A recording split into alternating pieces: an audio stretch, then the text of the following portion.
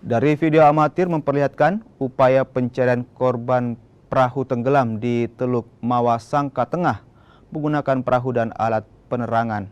Korban yang ditemukan tewas lalu dibawa ke Puskesmas Mawasangka Timur untuk dilakukan identifikasi.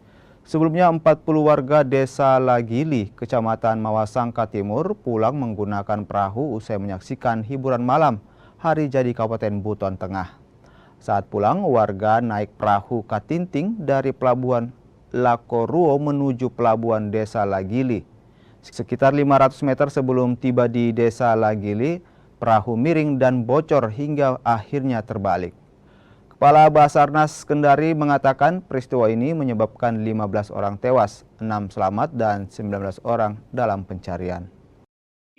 Dapat kami sampaikan satu laporan kecelakaan kapal tenggelam di Teluk Mawasangka Tengah, Kabupaten Buton Tengah. Dengan jumlah PUB 40 orang, meninggal dunia 15 orang, selamat 6 orang, dalam pencarian 19 orang. Setelah mendapat informasi tersebut, pada tanggal 24 Juli 2023 pada pukul 02.50 waktu Indonesia Tengah, Basarnas Kendari memberangkatkan satu tim rescue dari USS Muna dengan jumlah personil sebanyak 4 orang.